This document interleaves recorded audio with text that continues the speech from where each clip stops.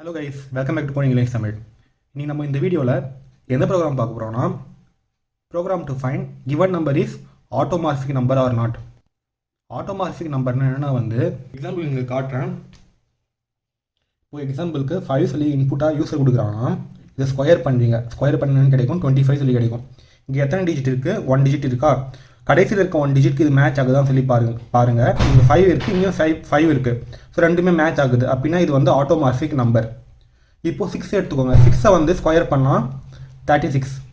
இங்கே ஒரு டிஜிட் தான் இருக்குது, இங்கே கடைசியில் இருக்க ஒரு டிஜிட் மேட்ச் ஆகுது. ஸோ அப்படின்னா இதுவும் ஆட்டோமார்பிக் நம்பர். இதுவே 4 இது 8னா 4ஐ ஸ்கொயர் பண்ணால் 16 சொல்லிட்டு கிடைக்கும். இங்கே ஒரு டிஜிட் இருக்குது 4ங்கிற டிஜிட்டு, இங்கே கடைசியில் இருக்க டிஜிட் 6 சொல்லிட்டு வருது. இது ரெண்டுமே சேமாக இல்லை அப்படின்னா இது நான் ஆட்டோமார்பிக் நம்பர். இதுவே வேறு நம்பர் டபுள் டிஜிட் நம்பருக்கு செக் பண்ணி பார்க்கலாம். 76 இல்லை 25. 76ஐ ஸ்கொயர் பண்ணேன்னு கிடைக்கும் 5776 கிடைக்கும். இதில் 2 டிஜிட் இருக்கா? இந்த 2 டிஜிட்டு இதில் இருக்க கடைசி 2 டிஜிட்க்கு மேட்ச் ஆகுதா சொல்லி பாருங்கள். மேட்ச் ஆகுது. ஸோ அப்படின்னா இதுவுமே ஆட்டோமார்பிக் நம்பர் தான்.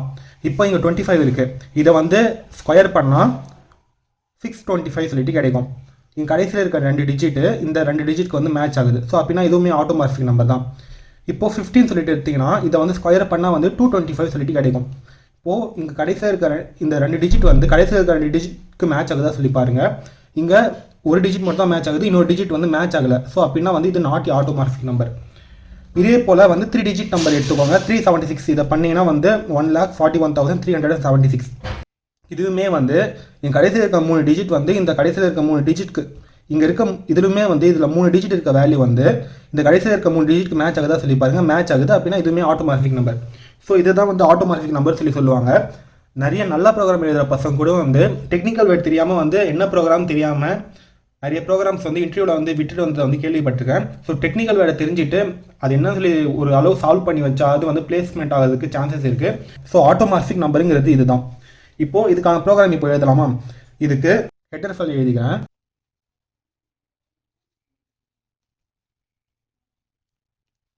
ஹெட்டர் ஃபைல் எழுதிட்டு மெயின் ஃபங்க்ஷன் இங்கே எழுதுறேன். எதுக்காக மெயின் ஃபங்க்ஷன் இங்கே எழுதுறேன்னு சொல்லிட்டு உங்களுக்கு எக்ஸ்பிளைன் பண்ணுறேன். இப்போது யூஸ் சைட்லேருந்து ஒரு இன்புட் வாங்கணும்ல. ஸோ யூஸ் சைட்லேருந்து வாங்குற இன்புட்டை n சொல்லிட்டு நான் நேம் வைக்கிறேன். printf ஸ்டேட்மெண்ட்குள்ளே யூஸ் சைட்டு இன்புட் வாங்குற மாதிரி ஒரு ஜென்ரேட் ஆகணும்ல அங்கே. ஸோ பிரிண்ட் ஆகணும்ல. So enter any number. அதை எப்படி வாங்குறது? ஸ்கேன்ஆஃப் மூலியமாக தானே வாங்கணும். ஸோ %d, %n இது போல் பண்ணிட்டா அவுட்புட் நம்மளுக்கு எப்படி வரும்?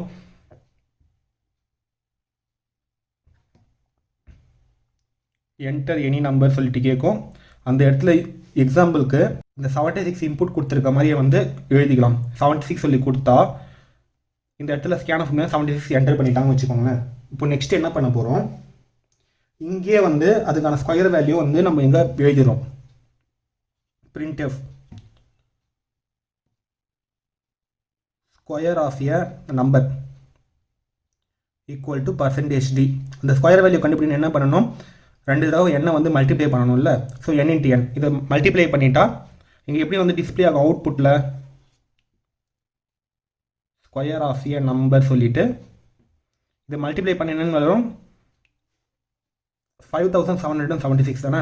ஸோ 5776 சொல்லிட்டு இது வரைக்கும் வந்திருக்கும். இப்போது இங்கே நான் இப்போ என்ன பண்ண போகிறேன்?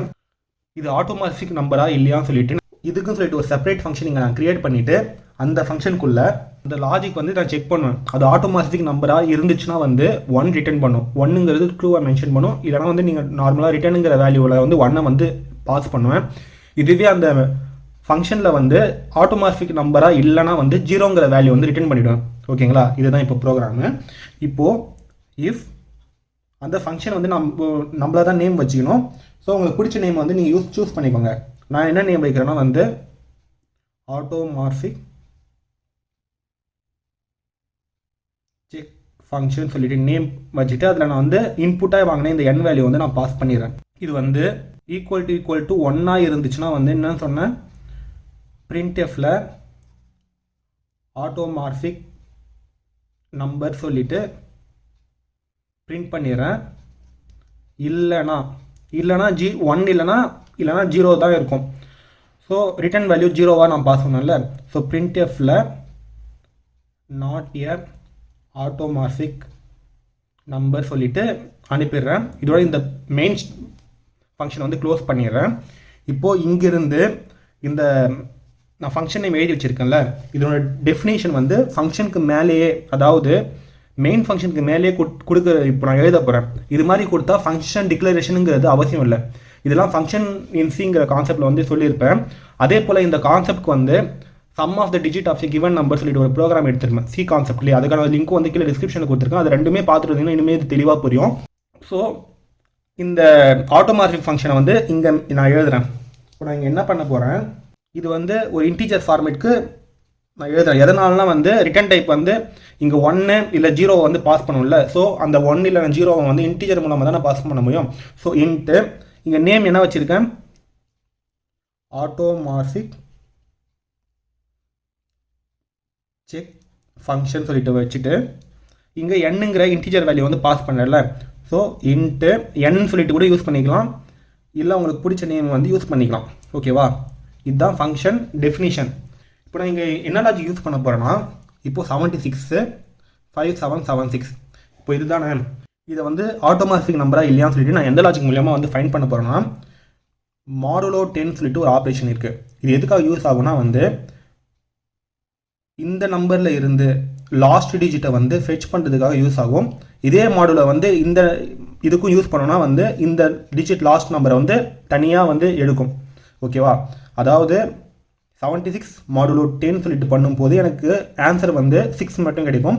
5776 மாடுலோ 6 மாடுலோ 10 சொல்லி எழுதும் போது எனக்கு இதோட வேல்யூ வந்து 6ன்னு மட்டும் கிடைக்கும்.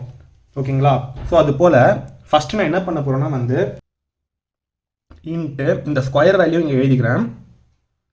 Into square equal to SQR equal to number into number சொல்லிட்டு எழுதுகிறேன். இப்போ இங்கே என்னென்ன இருக்கும், நம்பருங்கிற வேல்யூவில் வந்து 76 இருக்குமா, ஸ்கொயர் வேல்யூவில் எஸ்கியூஆர் வேல்யூவில் வந்து இந்த ரெண்டுத்தையுமே மல்டிப்ளை பண்ணி வர வேல்யூ என்ன 5776 சொல்லிட்டு இருக்கும். இப்போ நான் இங்கே தான் வந்து லாஜிக் வந்து அப்ளை பண்ண போகிறேன். இப்போ ரெண்டுமே வந்து இந்த நம்பரை வந்து 0 வர வரைக்குமே வந்து ஃபஸ்ட்டு மாடுலோ ஆப்ரேஷன் பண்ணுவேன், இங்கேயும் மாடுலோ ஆப்ரேஷன் பண்ணுவேன். இந்த ரெண்டு நம்பருமே வந்து மேட்ச் ஆக தான் சொல்லிட்டு பார்ப்பேன். இது ரெண்டுமே வந்து மேட்ச் ஆகிடுச்சுன்னா இந்த நம்பரை வந்து ரிமூவ் பண்ணிவிடுவேன். இந்த கடைசியில் இருக்க நம்பரை ரிமூவ் பண்ணிவிடுவேன், இதுலேயும் கடைசியில் இருக்க நம்பரை வந்து ரிமூவ் பண்ணிவிடுவேன். ஓகேங்களா, ரிமூவ் பண்ணிட்டேன் எனக்கு என்னென்னு கிடைக்கும், இங்கே 7 சொல்லிட்டு கிடைக்கும், இங்கே 577 சொல்லிட்டு கிடைக்கும். இது எப்படி வந்து 7 சொல்லிட்டு கிடைக்கும்னா வந்து இங்கே மாடுலோ பதிலாக டிவைட் பை 10 சொல்லிட்டு யூஸ் பண்ணிட்டா வந்து 7 சொல்லிட்டு கிடைக்கும். அதே போல் இங்கே டிவைட் பை 10 சொல்லி போட்டுட்டா 577ங்கிறது கிடைக்கும். இப்போ நெக்ஸ்ட்டு மறுபடியும் என்ன பண்ணுறேன், இதுவுமே வந்து கரெக்டாக வந்து மேட்ச் ஆகுதான் சொல்லி செக் பண்ணுறதுக்காக மறுபடியும் மாடுலோ சிம்பிள் வந்து யூஸ் பண்ணுவேன். இதை 7 வந்து மாடுலோ பண்ணால் 7 தான் கிடைக்கும், 577 வந்து மாடுலோ பண்ணால் 7 தான் கிடைக்கும். எப்படின்னா வந்து 577 மாடுலோ 10 போட்டாலும் கடைசி இருக்க ஒரு நம்பர் தானே ஃபெச் பண்ணணும்னு சொன்னேன். ஸோ அதனால் 7 சொல்லிட்டு கிடைக்கும். இது ரெண்டுமே மேட்ச் பண்ணி பார்ப்பேன், இதுவுமே சேமாக இருக்குது. சேமாக இருந்துச்சுன்னா வந்து அந்த நேரத்தில் வந்து இது வந்து இந்த நம்பரையும் வந்து ரிமூவ் பண்ணுவேன்ல, ரிமூவ் பண்ணுறதுக்கு டிவைட் பை 10ங்கிற வேல்யூ வந்து யூஸ் பண்ணுவேன். அது மாதிரி யூஸ் பண்ணும்போது இது 0 ஆகிடும். அந்த நேரத்தில் வந்து அந்த 76 இதுவும் மேட்ச் ஆகுது. அந்த நேரத்தில் நான் என்ன பண்ணுவேன், 1ங்கிற வேல்யூ வந்து ரிட்டர்ன் பண்ணுவேன். இதுவே இந்த ரெண்டுமே ஏதாவது மிஸ் மேட்ச் ஆச்சுன்னா அந்த நேரத்தில் வந்து ரிட்டர்ன் 0ங்கிற வேல்யூ வந்து அனுப்புகிற மாதிரி நான் வந்து ப்ரோக்ராம் எழுதுவேன். ஸோ இந்த லூப் வந்து எப்போ வரைக்கும் நடக்கணும், இந்த நம்பருங்கிற வேல்யூ வந்து 0 ரீச் பண்ணுற வரைக்கும் இல்லை. ஸோ அதனால் வயல் நம்பர் நாட் ஈக்குவல் டு 0, அதாவது நம்பருங்கிற வேல்யூ 0 ரீச் பண்ணாத வரைக்குமே வந்து இந்த ப்ரோக்ராம் ரன் ஆகிற மாதிரி எழுதுவேன். எழுதிட்டு இப்போ வந்து நான் ஒரு எக்ஸாம்பிள் தான் சொல்லியிருக்கேன், இன்னும் அடுத்தடுத்த எக்ஸாம்பிள் சொல்லும்போது இங்கே என்ன பண்ணியிருக்கேன்னு உங்களுக்கு புரியும். இந்த வைல் லூப்புக்குள்ள if number modulo 10 not equal to square modulo 10 அப்படி இருந்துச்சுன்னா, இது ரெண்டுமே மேட்ச் ஆகலைன்னா அதுக்கு மீனிங் என்ன, நான் ஆட்டோமார்பிக் நம்பர் தானே. ஸோ நான் அந்த நேரத்தில் நான் ஆட்டோமார்பிக் நம்பர் என்ன எதை வந்து ரிட்டர்ன் பண்ணணும்னு சொல்லி சொன்னேன், 0 ரிட்டர்ன் பண்ணணும்னு சொன்னால, அதனால் ரிட்டர்ன் 0ன்னு சொல்லிட்டு அனுப்பிடுவேன். ஒருவேளை இது ரெண்டுமே வந்து மேட்சாக தான் இருக்குன்னா வந்து நெக்ஸ்ட் என்ன பண்ணணும், அடுத்த நம்பரையும் செக் பண்ணணும்ல, இந்த அடுத்த இருக்க நம்பரையும் செக் பண்ணணும்ல. ஸோ அதனால் number equal to number divide by 10 comma square equal to square divide by 10 சொல்லிட்டு செக் பண்ணுவேன்.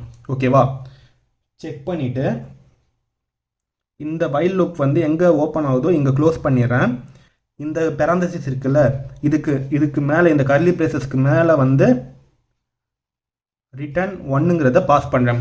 இந்த ரிட்டர்ன் ஒன்னுங்கிறது எப்போ தான் வந்து பாஸ் ஆகும், இந்த எல்லா கண்டிஷனும் செக் ஆகிட்டு இப்போது நம்பருங்கிறது 0 வந்து ரீச் ஆகிடுச்சு. அதே போல் இந்த நம்பருமே, இந்த 2 டிஜிட் நம்பரும் இந்த 2 டிஜிட் நம்பரும் வந்து மேட்ச் ஆகிருந்தால் மட்டும்தான் இதுக்கு ரீச் ஆகும். இல்லைனா வந்து இங்கே ரீச் ஆகிட்டு ரிட்டர்ன் 0ன்னு சொல்லிட்டு நான் ஆட்டோமார்பிக் நம்பருங்கிறது ரிட்டர்ன் ஆகிடும். இது ரெண்டுமே வந்து மேட்ச் ஆனால் மட்டும்தான் வந்து ரிட்டர்ன் 1ங்கிறது ரீச் ஆகும். இப்போது இந்த எக்ஸாம்பிளுக்கு சொன்னேன். இப்போது இதுவே வந்து 15ங்கிற இது இருக்குல்ல, இந்த எக்ஸாம்பிள் சொல்கிறேன் உங்களுக்கு புரியும். இப்போது 15 இன்புட்டாக கொடுத்துருக்கேன்னு வச்சுக்கோங்களேன். 15ங்கிற இன்புட்னா அது ஸ்கொயர் வேல்யூ என்ன 225 சொல்லிட்டு வரும். இங்கே 15 சொல்லிட்டு இருக்கும், இங்கே 225 சொல்லிட்டு இருக்கும் ஸ்கொயரோட வேல்யூ. கரெக்டாக? இப்போது இங்கே வாங்க, இங்கே செக் பண்ணி பாருங்கள். ஸ்கொயர் வேல்யூ வந்து 225 சொல்லிட்டு இருக்கு.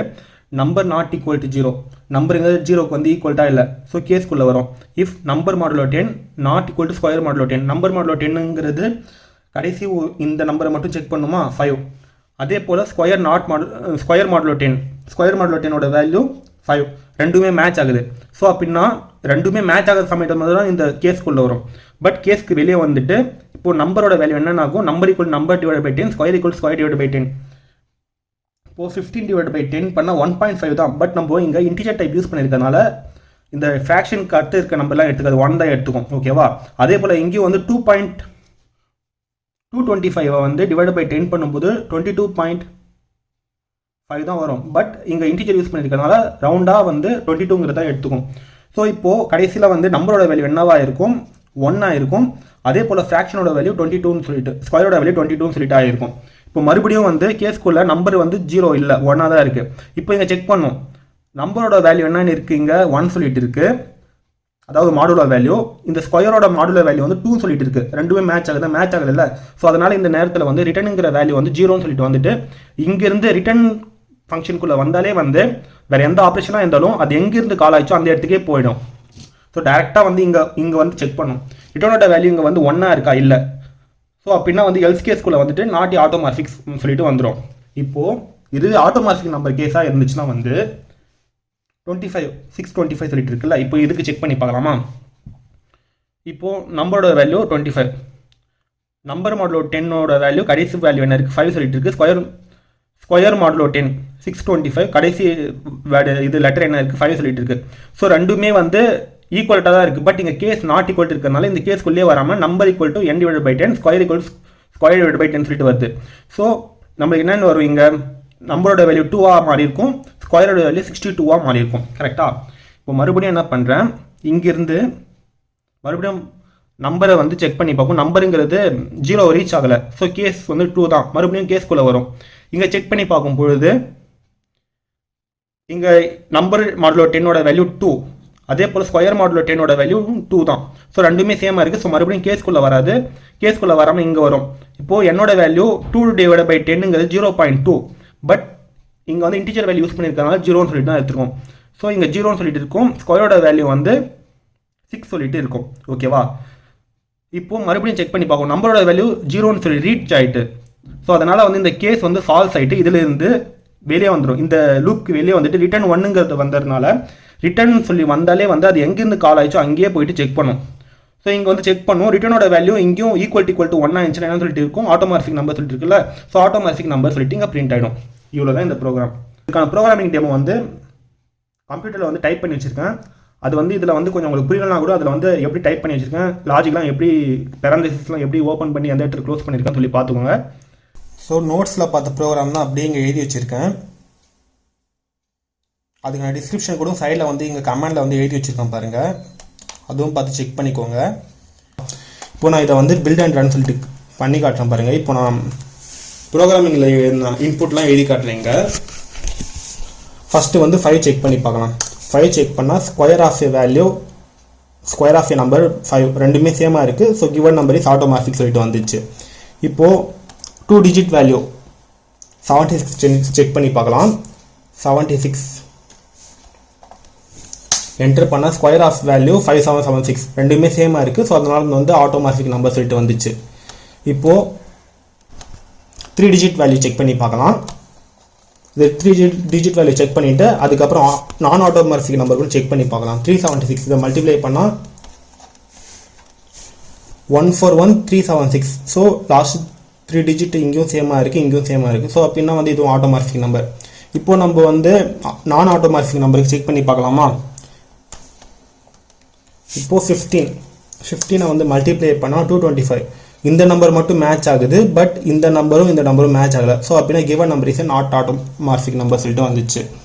இதே போல் வேறு நம்பருக்கும் நீங்கள் செக் பண்ணி பாருங்கள்.